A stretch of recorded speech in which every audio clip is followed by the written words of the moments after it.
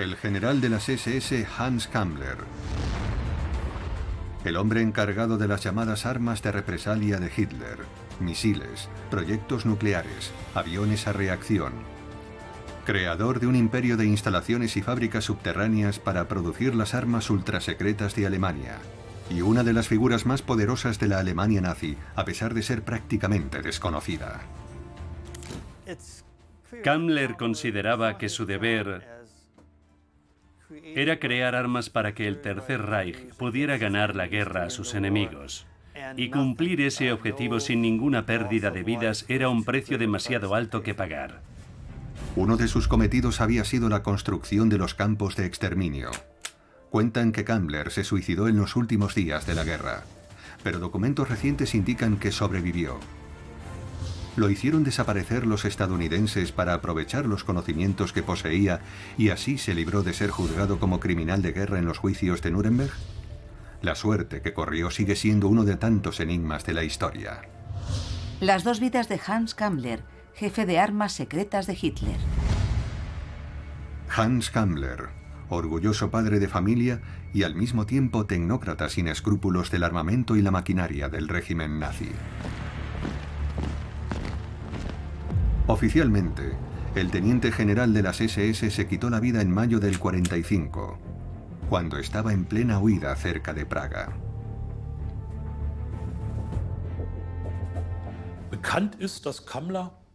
Se sabe que la noche del 3 de mayo, Kammler estaba cerca de la plaza de Ivensee con su personal y dio orden de continuar hasta un despacho en su piso de Praga. Después de la guerra, su conductor y uno de sus ayudantes aseguran que Kammler iba con ellos. Cuentan que en Praga se vieron atrapados en la insurrección general y que Kammler se sumó a la retirada final de las tropas alemanas. Cuando comprendió que estaba en un callejón sin salida, se quitó la vida. Los últimos días de la guerra, las tropas estadounidenses penetran en territorio checo, donde son vitoreadas como libertadoras. Comienza una cacería por todo el país en persecución de los anteriores invasores. Van tanto soldados como civiles. Múltiples milicias checas buscan desquitarse.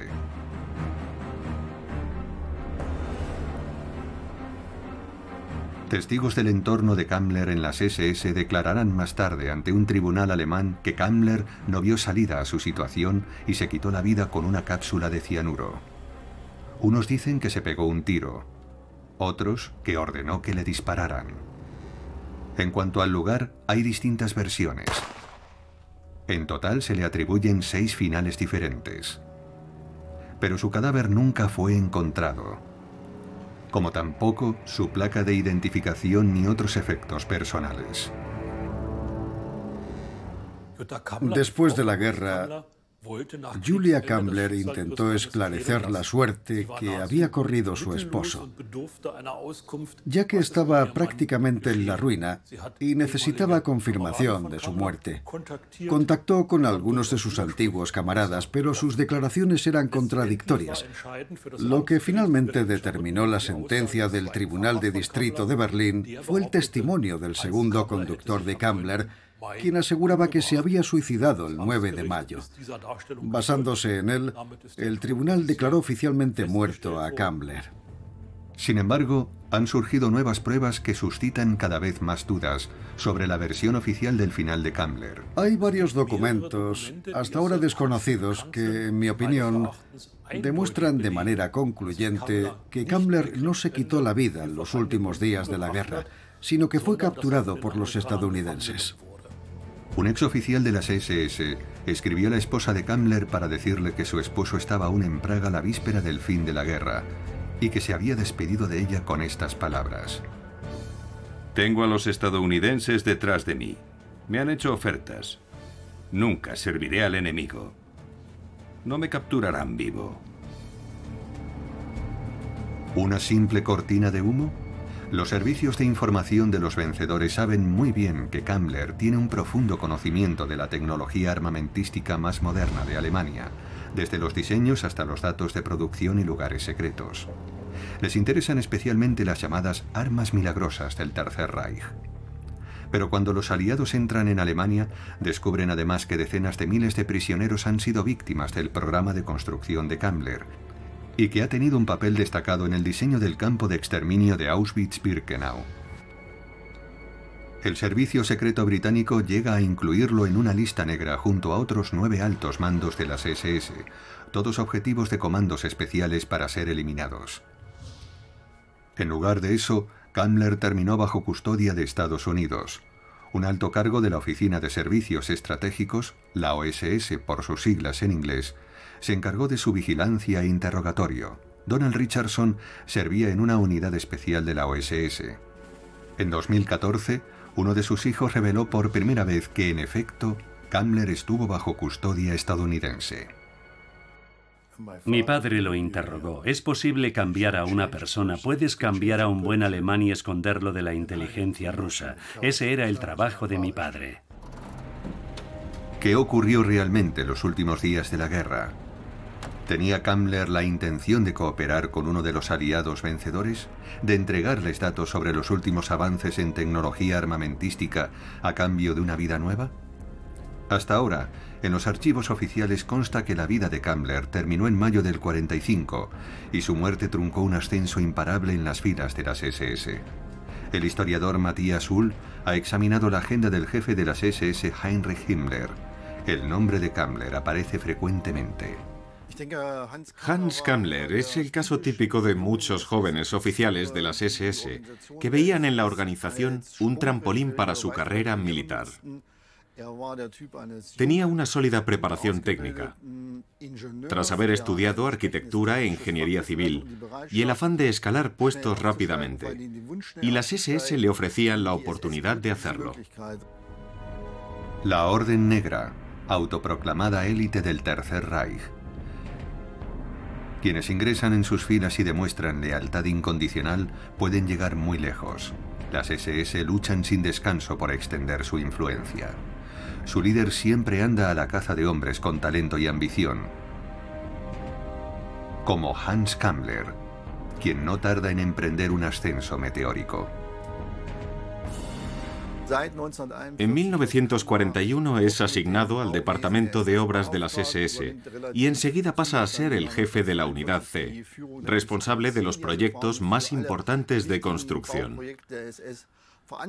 Y en el contexto de sus amplias actividades, consigue aún más competencias en todos los campos. Con la guerra en pleno apogeo, Kammler quiere demostrar su valía detrás del frente. Solo hacía unas semanas que había asumido el mando de la Unidad C cuando Alemania invadió la Unión Soviética. El trabajo se fue multiplicando para el Departamento de Obras, dependiente de la Oficina Principal Económica y Administrativa de las SS.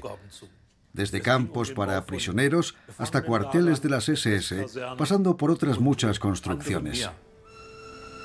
El cometido de Kammler también lo lleva hasta la Polonia ocupada, a un lugar que se ha convertido en símbolo del asesinato colectivo en serie, Auschwitz-Birkenau. No solo firma los planos de la construcción de los crematorios y las cámaras de gas, también diseña personalmente el trazado de las vías de ferrocarril para cortar en lo posible la distancia entre el tren y la cámara de gas. Kammler estaba muy involucrado en todo esto. Asistió junto a Himmler a las primeras ejecuciones con gas en Auschwitz, ya que su departamento estaba a cargo del edificio, los crematorios y los hornos de gas. Los asesinatos en masa eran un simple desafío técnico, nada de escrúpulos. Si cumplo mi cometido eficazmente y de acuerdo con las órdenes que he recibido, seguiré escalando puestos. Seguramente eso era lo que pensaba, era lo único que le importaba. Y en efecto, A los ojos de los máximos dirigentes de las SS, la decisión lógica es nombrar a Kammler para dirigir el programa de armas secretas de Alemania. El campo de pruebas del ejército en Peenemünde, en la costa báltica, es un centro enfocado a la producción de armas capaces de alcanzar sin problemas las ciudades del enemigo, a pesar de la superioridad aérea de los aliados. En Peenemünde se está desarrollando el Agregat 4, un misil balístico posteriormente llamado V2, bajo la autoridad del Ministerio de Armamento. Himmler está decidido a apoderarse de la nueva tecnología y los científicos implicados, pero los hombres que rodean al pionero ingeniero de cohetes Werner von Braun se muestran reacios al principio. Cuando Peenemünde es destruido por bombarderos británicos en agosto de 1943, se encarga inmediatamente a Kammler la construcción de unas instalaciones subterráneas alternativas cerca de Nordhausen. Lo consigue en solo 2 meses y no se detiene ante nada, lo que significa que ninguna vida importa. Kammler manda excavar túneles de varios kilómetros en el macizo de Harz. Dado que él está al mando de la construcción, no tarda en tomar el control de toda la producción subterránea de armas y finalmente del programa de misiles al completo. Mientras, trabajadores forzosos y prisioneros de campos de concentración son conducidos como ganado al interior de los túneles para trabajar en condiciones indescriptibles. Decenas de miles mueren allí. Barbarie y tecnología de vanguardia, los dos mundos de Hans Kammler.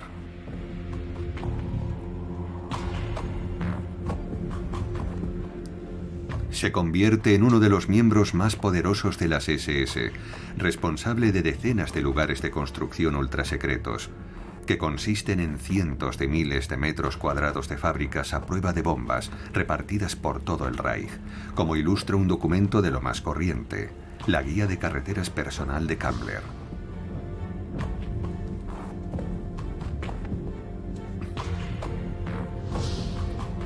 Está llena de puntos, cruces y rayas, cada uno de los cuales señala un lugar del reino de Kammler. Como Legesten, en Turingia, donde una cantera se transforma en una fábrica de unidades de propulsión de V2, con líneas de producción y salas de pruebas subterráneas. Kammler crea una red inmensa de instalaciones técnicas. Sus superiores están muy orgullosos de él. Ha logrado una hazaña única en este campo y ha conseguido reducir considerablemente los plazos de construcción, incluso ante dificultades iniciales. Firmado Heinrich Himmler. En reconocimiento a sus méritos, Himmler nombra a Kammler delegado especial de las SS en el proyecto A4, el programa de misiles balísticos. Pero pronto asumirá otras responsabilidades, por tanto está familiarizado con casi todos los proyectos importantes de armamento del Reich. Junio de 1944. La fortaleza Europa de Hitler se desmorona. Las tropas de los aliados occidentales asaltan las playas de Normandía. El capítulo final de la guerra ha comenzado, pero los alemanes siguen combatiendo y todavía se guardan unos cuantos ases en la manga. Los alemanes tenían muy claro que el tiempo corría en su contra y necesitaban nuevas armas. Y para eso hacía falta un hombre que cumpliera cuanto antes los objetivos, sin detenerse ante nada. Y pienso que ese era el papel que le habían reservado a Kammler. En consecuencia, se amplían sus funciones y pasa de supervisar el desarrollo del programa de misiles a dirigirlo en la práctica. A principios de septiembre de 1944 se lanzan los primeros V2 contra Gran Bretaña. Como distan de ser precisos, es imposible apuntar con ellos a objetivos militares. Su finalidad es sembrar el terror, apareciendo de la nada y matando indiscriminadamente en Londres y en la liberada Amberes.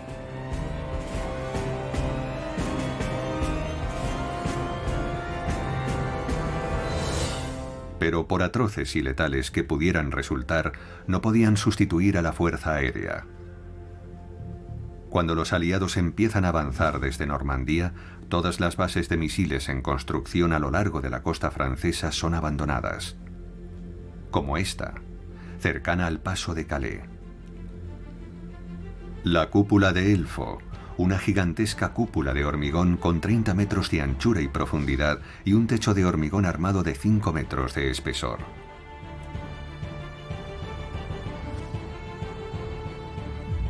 Estaba previsto que fuera una base de lanzamiento para toda clase de misiles, de distintos tamaños y con ojivas que portaban cargas explosivas devastadoras.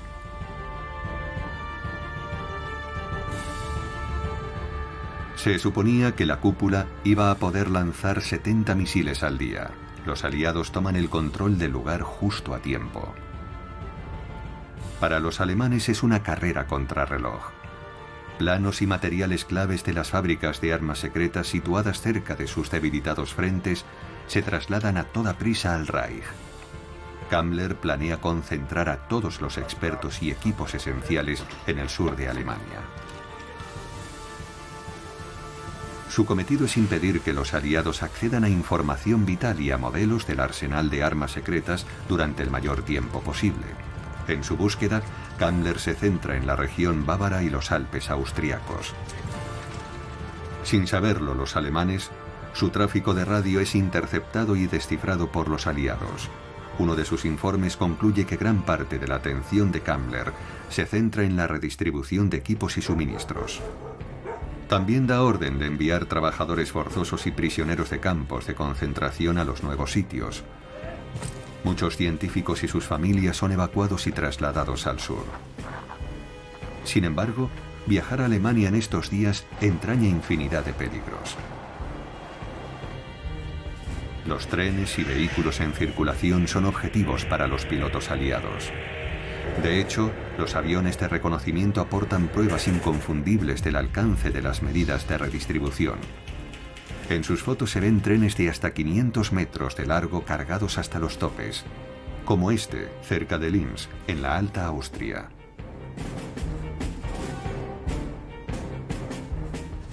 Las unidades estadounidenses avanzan hacia Alemania. Uno de sus cometidos es localizar posibles lugares de producción subterránea de armas. Como Ohrdruf, en Turingia, otra de las cruces marcadas en la guía de carreteras de Kammler. Ohrdruf es uno de los denominados proyectos especiales de construcción de los nazis. Todavía no se han encontrado archivos que citen el lugar, solo algunas pistas de su inspección por unidades estadounidenses, cuando una patrulla de reconocimiento se topa con una trampa explosiva.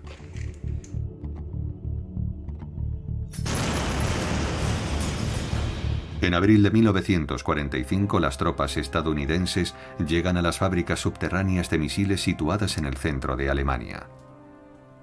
Lo que encuentran allí les resulta desconcertante y fascinante al mismo tiempo. Los alemanes parecen ir al menos 10 años por delante en tecnología de misiles. Pero en este submundo también ven imágenes que demuestran el desprecio de los nazis por la humanidad.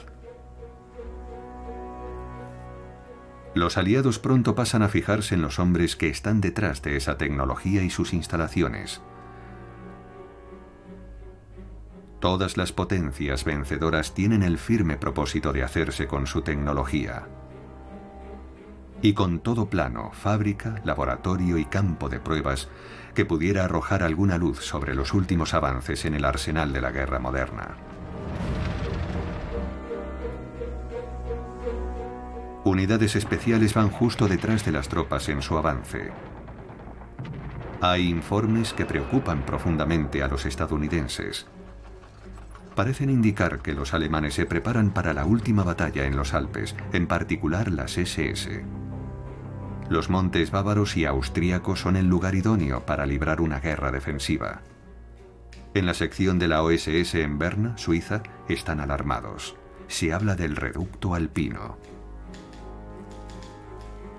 ¿Y si varios cientos de miles de alemanes fuertemente armados atacan aquí, ahora que la guerra parece casi ganada? Los temores de los estadounidenses rayan en lo grotesco. Los Alpes, una fortaleza rocosa llena de fanáticos resistentes respaldados por armas de última generación salidas de las fábricas secretas de Hitler. Sin duda, el peor escenario posible. Esta idea terrible, puesto que representaba una pesadilla para los estrategas militares aliados, empezó a ganar aceptación. Y en la primavera de 1945, la cúpula del mando militar aliado, es decir, el propio general Eisenhower, estaba convencido de que el conflicto en Europa no acabaría sin una sangrienta guerra de guerrillas en las montañas del sur de Baviera y Austria. ¿Y si utilizaban armas desconocidas hasta entonces? En efecto, los alemanes habían trasladado una parte considerable de sus innovaciones secretas a la región alpina. Misiles, aviones a reacción y, al parecer, partes de su programa de investigación nuclear, así como varios proyectos especiales, de los que poco se sabe y que están rodeados de leyenda. Kammler se reunió con Hitler en repetidas ocasiones y fue nombrado director ejecutivo de armas especiales por el Führer y su comandante en jefe de la Fuerza Aérea, Hermann Göring.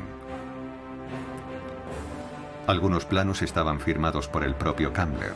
Por ejemplo, la llamada bomba de alta presión, concebida para disparar proyectiles de artillería a una distancia de 400 kilómetros y con capacidad de saturar amplias zonas que no pasaría de la fase de planificación.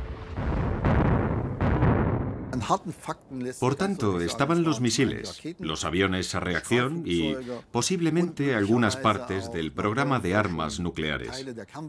La intención de Kammler era juntar todos estos proyectos para finalizarlos, a pesar del avance de los aliados. El Tercer Reich y la bomba atómica. Aunque la flor innata de los físicos nucleares de Alemania se han exiliado hace tiempo, hay varias secciones de las Fuerzas Armadas, entre ellas el Servicio de Telecomunicaciones y las SS, que aparentemente continúan activas en este campo. Para mí es evidente que los científicos que trabajaban a las órdenes de las SS o con las SS estaban intentando fabricar nuevas armas al final mismo de la guerra. No se sabe con certeza si estas armas de verdad funcionaban, pero está muy claro que intentaron fabricarlas. A finales de 1944, los aliados consideran que una bomba atómica alemana a escala reducida es una posibilidad clara, y los soviéticos informan de una serie de pruebas con pequeños dispositivos nucleares. Sabemos por informes de la inteligencia militar soviética, o GRU, que Ohrdruf era uno de los centros de investigación nuclear alemana más importantes. Ya en noviembre de 1944, se supo que habían comenzado los preparativos para las pruebas nucleares. En marzo de 1945, el director del GRU informó a Stalin y a su círculo íntimo de asesores sobre 2 ensayos nucleares que se habían llevado a cabo en Turingia. Otras fuentes apuntan a que Kammler tuvo que estar presente en esas pruebas porque el 6 de marzo, 2 días después del primer ensayo, se reúne con Himmler y al parecer lo informa del resultado. Y vuelve a reunirse con Himmler el 13 de marzo, al día siguiente del supuesto segundo ensayo. Lo cual es una prueba más de la estrecha conexión entre Himmler, Kammler y los posibles ensayos nucleares de Turingia. Sin embargo, ¿qué ensayos pudieron llevarse a cabo y cuáles fueron los resultados? Realmente solo conozco el trabajo de Kammler con cohetes. Pero me consta su enérgico empeño en conseguir cada vez más control sobre los sistemas de armas. Por tanto, tendría todo el sentido que también estuviera interesado en hacer bombas de uranio y otras cosas. El informe del GRU describe incluso el prototipo de la supuesta bomba. ¿Podría haber llegado a funcionar?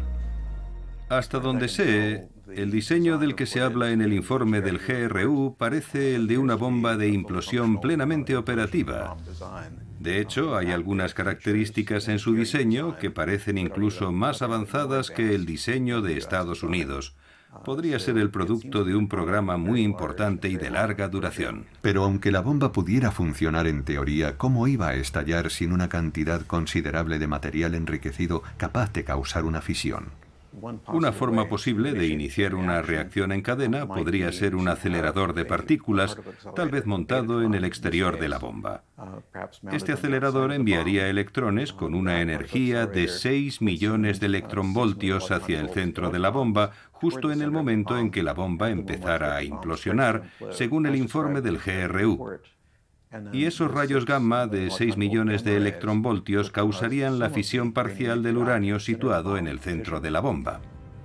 Pero nunca se han encontrado pruebas de que los alemanes llevaran a cabo el más ligero enriquecimiento de uranio. Persisten las dudas. La información sobre la bomba de Hitler aparece ante todo en informes de los servicios secretos aliados. Hasta finales de 1944, por lo menos, la plana mayor de las SS tenía la esperanza de ganar la guerra con la ayuda de nuevas armas. Aspiraban a tener una combinación de misiles y armas de destrucción masiva. Su intención era cargar de gas venenoso o material radiactivo el V2 o sus sucesores, y eso era precisamente lo que temían los aliados. A través del reconocimiento aéreo, los aliados, bajo el mando del general estadounidense McDonnell, vigilan de cerca una de las instalaciones más importantes de Kammler, St. Georgen, cerca de Linz, en Austria. Intérpretes fotográficos repararon en extensas excavaciones, así como en indicios de actividades subterráneas. Su conclusión: el reducto alpino, sin duda. Aunque no es un sistema de búnkeres para la fortaleza alpina, sino parte de una red subterránea de fábricas. Está formado por varios complejos. De nuevo, el mapa de carreteras de Kammler da fe de sus ubicaciones. En los protocolos de entrega del Reichsbahn, la compañía estatal de ferrocarril, se enumeran como destinos de transporte desde fábricas de armas secretas. Algunos incluso van destinados a Kammler en persona. Los trenes desde Fallersleben, por ejemplo, el principal punto de producción de las llamadas bombas zumbadoras V1. O desde Limburgerhof, centro de investigación de IG Farben, tristemente célebre por desarrollar agentes de guerra química. O desde Ohrdruf, el lugar donde se sospechaba que se realizaban pruebas nucleares. Todo apunta a la zona en torno a Gusen, en la Alta Austria.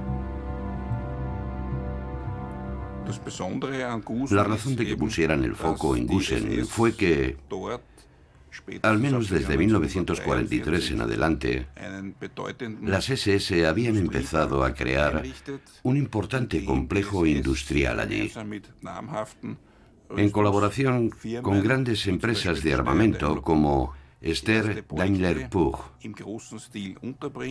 Eran proyectos a gran escala, destinados a proporcionar la máxima seguridad. En una red de túneles de 8 kilómetros de longitud, como siguen afirmando oficialmente las autoridades austríacas.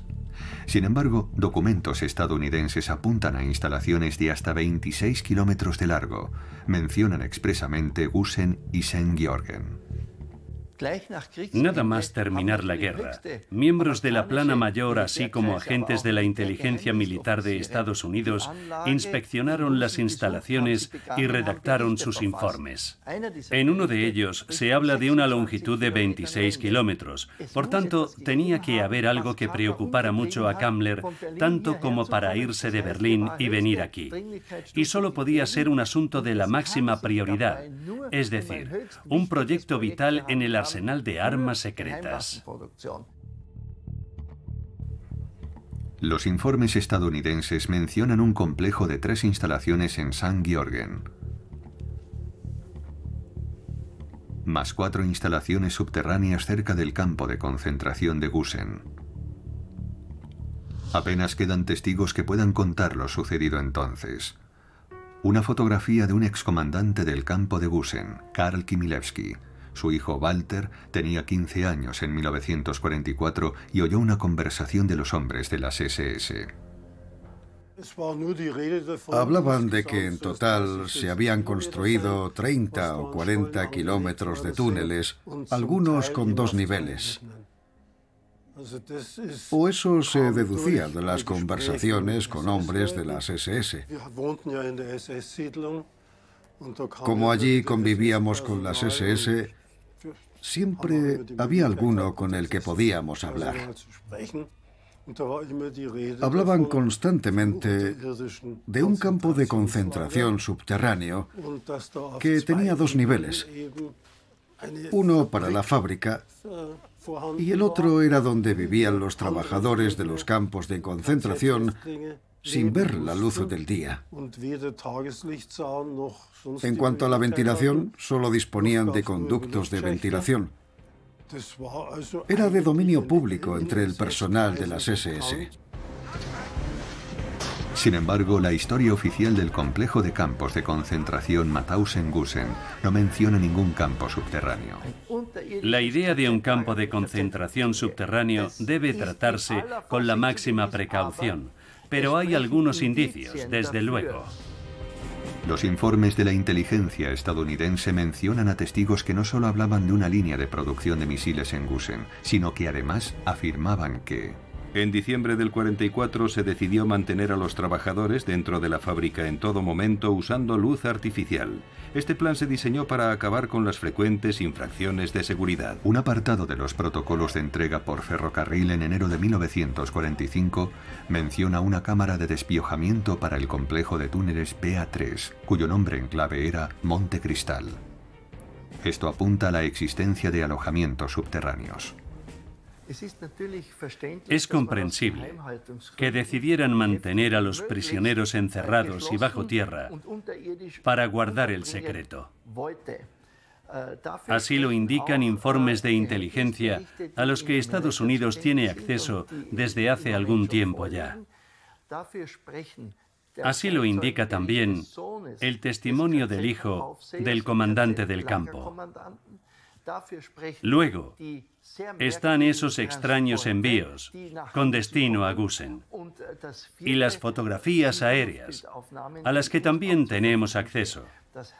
Por tanto, hay infinidad de indicios.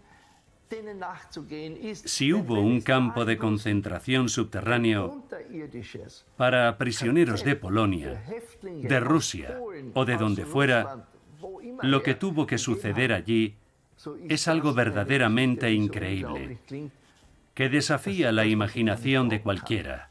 Aquí presumiblemente perecieron miles de seres humanos. Un superviviente recuerda al menos un campo subterráneo. Al día siguiente de llegar al campo de Mauthausen, 10 de nosotros, todos técnicos especializados, fuimos seleccionados inmediatamente y al otro día nos llevaron a Gusen. Allí, en Gusen 3, había un campo subterráneo. Los archivos alemanes sobre la producción de armas secretas en St. Georgen no mencionan un campo de concentración, pero sí la reubicación de mano de obra en túneles a prueba de bombas. Planos originales de Montecristal muestran un túnel de 13 metros de altura con 2 plantas divididas por una plataforma de hormigón. Está directamente relacionado con el proceso de instalar una fábrica bajo la superficie. El campo subterráneo formaba parte de las instalaciones de producción.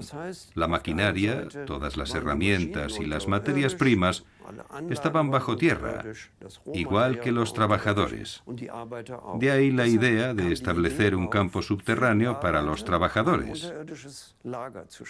De esta forma pasarían su jornada laboral en la línea de producción y las horas de descanso en su alojamiento, también dentro de los túneles. Se diseñó como alojamiento para los trabajadores. Así se planeó desde el primer momento. En un informe estadounidense sobre una inspección después de la guerra figura la anotación «Proyecto del campo subterráneo de St. Georgen». ¿Pero era algo más que un proyecto? Este expediente sobre los campos subterráneos que ha aparecido demuestra que aún es posible encontrar nuevos documentos. Invita a seguir investigando exhaustivamente. Y por cierto, se lo debemos a todos aquellos que fueron obligados a dejarse la piel allí abajo realizando trabajos forzados. Kammler ejerció un control férreo sobre sus proyectos de armas secretas. Kammler venía muy a menudo. Incluso estuvo en nuestra casa. Lo sé porque mi madre solía decir, ah, sí, Kammler, y cosas así. Sin duda estuvo repetidamente en St. Georgen. Se sabe que la de Gusen era una planta de ensamblaje de aviones a reacción, pero ¿había otros proyectos de armas secretas bajo tierra? Según la investigación histórica local, Gusen II se dedicaba casi exclusivamente a la producción de aviones a reacción M262 y sus componentes. Sin embargo, llama la atención que autores extranjeros mencionen una y otra vez que la producción de misiles V1 y V2 estaba como mínimo a la par de los aviones M262 y que había modelos experimentales de cohetes, de misiles de alta velocidad. De hecho, sabemos que el túnel de viento de la Universidad Técnica de Graz se había trasladado a Gusen. Sobre el terreno, en uno de los pocos túneles de la instalación Montecristal de St. Georgen que aún son accesibles, Walter Kimilewski recuerda construcciones subterráneas de hasta 30 kilómetros de longitud. Aquí estaban los fuselajes de los aviones y también los fuselajes de los cohetes. ¿Cohetes también? Claro que sí. ¿De qué tipo? ¿Podría...? Yo diría que eran V2, pero... ¿Y de qué tamaño, más o menos? Pues, a ver, yo creo que sería... ¿Como un barril de lluvia o más grande? Yo diría que de 1 metro de ancho. ¿Y era redondo? Sí, sí. No, de forma oval. No, 1 metro de ancho y redondo. Y como unos 12 metros de largo, aproximadamente. Qué interesante. Desde luego que sí. Según Walter Kimilewski, los hombres de las SS hablaban de proyectos todavía más sensacionales en Gusen. Iban a detener toda la producción para transformar la planta en un centro de investigación nuclear. Más o menos todo el mundo lo sabía. ¿Y esto cuándo fue, más o menos? ¿Cuándo llegó esta orden a St. Georgen? La orden llegó a mediados o finales de 1944. El estadio real de la investigación nuclear en St. Georgen aún no se ha podido esclarecer. En su avance, los ejércitos aliados occidentales van acompañados de unidades especiales con la misión de localizar las armas milagrosas de Hitler. Los informes de sus servicios de inteligencia mencionan una orden del Ministerio de Armamento. Toda investigación científica sobre armamento en Alemania debe cesar salvo que afecte a armas de carácter revolucionario capaces por sí solas de ganar batallas e incluso la guerra para Alemania. A partir de 1943, las llamadas armas milagrosas tuvieron prioridad máxima. Albert Speer, ministro de Armamento desde 1942, fue su impulsor. Y no cabe duda de que Gusen bien pudo ser uno de los lugares elegidos para su producción. Y pienso que aquí es donde debemos relacionar, por una parte, los proyectos de armas secretas, como la producción de V2 y la fisión nuclear, es decir, de uranio. Y por la otra, el uso de trabajadores forzosos y prisioneros de campos de concentración. Porque en el Tercer Reich sus vidas realmente no significaban nada. En su última reunión con el ministro de Armamento, Albert Speer, al parecer Kammler dijo que pensaba comprar su vía de escape con la tecnología más avanzada. Más o menos le dijo a Speer que él tenía los cohetes, los aviones a reacción, y aunque no lo mencionara expresamente, los conocimientos de la investigación sobre armas nucleares. Esas eran sus bazas frente a Estados Unidos, ya que todo el mundo sabía que tanto los estadounidenses como los soviéticos estaban muy interesados en la avanzada tecnología alemana. Werner von Braun, artífice de la V2, hace tiempo que tiene decidido entregarse a los estadounidenses. Obedeciendo órdenes de Kammler, él y su equipo se reúnen cerca de Oberammergau, en Baviera. Cuando Von Braun y sus hombres son capturados por los estadounidenses, él sabe lo que tiene que ofrecerles. El único contratiempo es un brazo roto como consecuencia de un accidente de tráfico. Pero, ¿qué pasa con el anterior jefe del programa de misiles?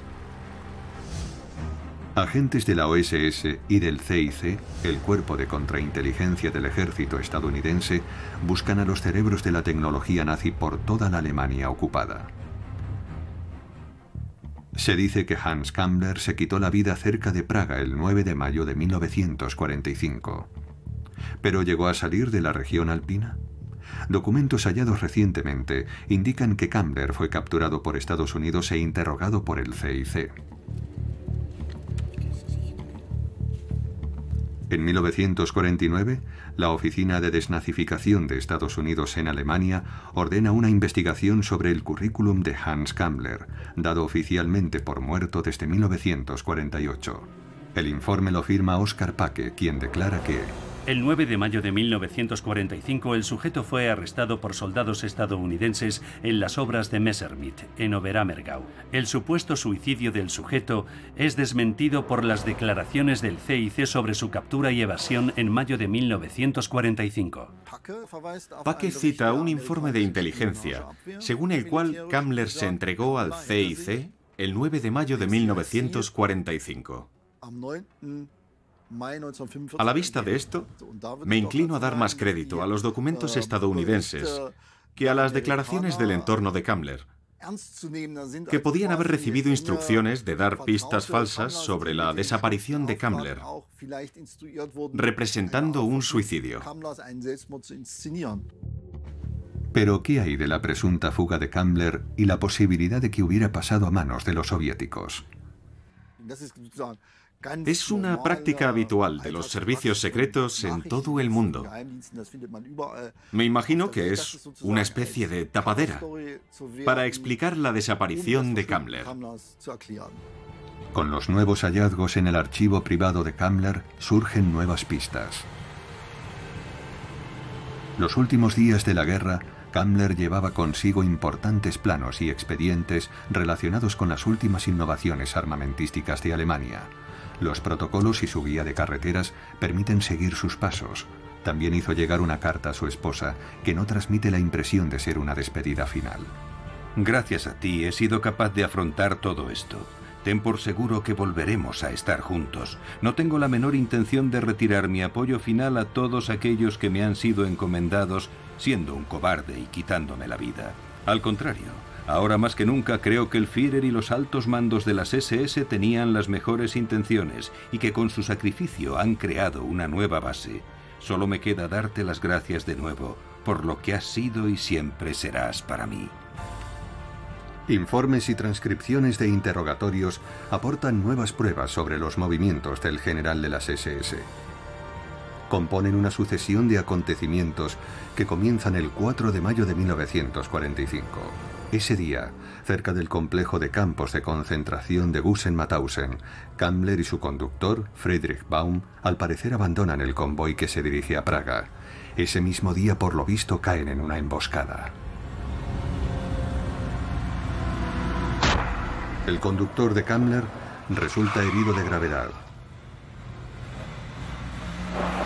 Los documentos demuestran que el 23 de mayo, Baum está bajo custodia estadounidense en el castillo de Cumberland, cerca de Gemünden, en Austria, antiguo hospital militar y entonces sede del CIC. El expediente médico de Baum. El reputado patólogo forense Christian Reiter ha examinado el documento y ha encontrado algunos detalles desconcertantes. Baum muere como consecuencia de las lesiones a los 6 días de su llegada. Se le practica una autopsia. ¿Pero por qué?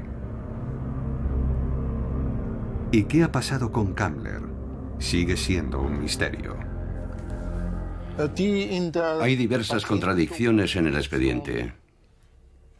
La fecha y el lugar de nacimiento, así como el lugar de residencia actual, no están claros y, sobre todo, la descripción física del fallecido es sumamente general.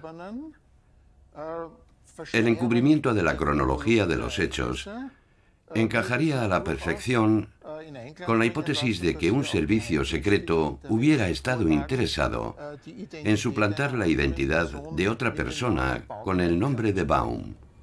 En otro informe de Estados Unidos se afirma que Kammler fue interrogado por el CIC en esa época y en ese mismo lugar donde murió su conductor, en Gmunden.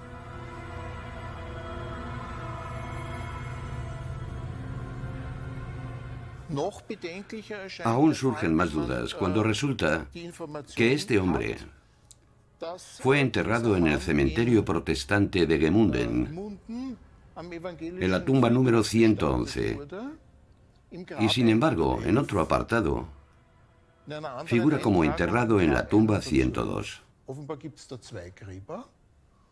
Así que, por lo visto, hay dos tumbas. Y corre el rumor de que, cuando el ejército francés hizo abrirlas, ambas estaban vacías. Y en efecto, hay dos tumbas, y según indican sus cruces, en ambas yace Friedrich Baum.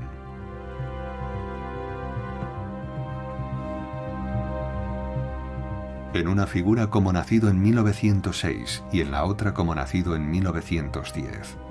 Solo que ni siquiera hay un cadáver. Y tampoco hay explicación. Tanto Baum como Kammler parecen haberse esfumado, y ambos son oficialmente dados por muertos. Mientras, la historia entra en una nueva etapa. El verano de 1945, los líderes de los países vencedores se reúnen en la conferencia de Potsdam para decidir el nuevo orden mundial. Entre los presentes hay un alto oficial de inteligencia, de quien se dice que ha capturado a Kammler. Donald Richardson era la persona de confianza del comandante supremo de los aliados occidentales, el general Eisenhower. Por tanto, debía de ser su hombre para las misiones especiales. Richardson estuvo presente en las conferencias de los tres grandes, Stalin, Churchill y Roosevelt, como responsable de seguridad. Eso demuestra que gozaba de la confianza del presidente y de su comandante supremo. Solo a un hombre así encomendarían misiones especiales que implicaban secretos de Estado de primer orden. En su lecho de muerte, en 1997, Richardson contó por primera vez a sus hijos que en su día recibió la orden de traer al bando estadounidense los conocimientos de Kammler. Así recordaba su hijo John en 2014 lo que su padre le había contado sobre el final de la guerra. Le costaba hablar de ello. Ahora hace 70 años de aquello. Estamos aquí para contar la historia. Podemos revelar algunos secretos. Estamos aquí para pillar a un hombre que murió, o dijeron que había muerto 6 veces. Puedo contarles que mi padre lo interrogó después de su 6ª muerte. Le pregunté a mi padre si había interrogado a Hans Kammler, y me dijo, así es. Este hombre, Hans Kammler, doctorado en ingeniería, trajo desde Austria, que pertenecía al Tercer Reich alemán, hasta América del Norte, a Estados Unidos, un tesoro que sirvió para desarrollar armamento y pertrechos de guerra, muerte y destrucción durante toda la Guerra Fría, y como plataforma para futuras armas. Según los planteamientos de los servicios de inteligencia, se puede cambiar a un buen alemán y esconderlo de la inteligencia rusa. Ese era el trabajo de mi padre. Un dossier del Servicio de Inteligencia Militar británico advierte del peligro que supondría que los conocimientos de Kammler quedaran al alcance de los soviéticos y de este modo conocieran la situación de las fábricas secretas en la zona ocupada por ellos. Kammler declaró que en la etapa final de la guerra los alemanes planeaban estrenar 2 nuevas armas en Austria. Se habló de cohetes con ojivas de una capacidad destructora desconocida hasta entonces que pensaban dirigir contra París. ¿Mera palabrería? En cualquier caso, Donald Richardson parece haber cumplido su misión. Kammler permaneció bajo custodia estadounidense. Incluso esta breve mirada al mundo de los servicios secretos, al menos durante la Segunda Guerra Mundial, demuestra que hay cosas de las que no teníamos la menor idea hasta ahora. O que solo hemos empezado a retirar el velo, sobre todo en lo referente a los últimos días de la guerra. Por primera vez, material de archivo recién encontrado revela pruebas escritas de que Kammler estaba efectivamente en manos de Estados Unidos. En un documento fechado el 30 de mayo de 1945 se enumeran los prisioneros de guerra alemanes de alta graduación que están disponibles para interrogatorio. Entre ellos está el general de las SS, Hans Kammler. Y 5 meses más tarde, el director de inteligencia de la Fuerza Aérea estadounidense, general de brigada George C. McDonnell, ordena realizar más interrogatorios en relación con las instalaciones subterráneas alemanas. Entre los que se encarga de interrogar personalmente están Albert Speer y Kammler.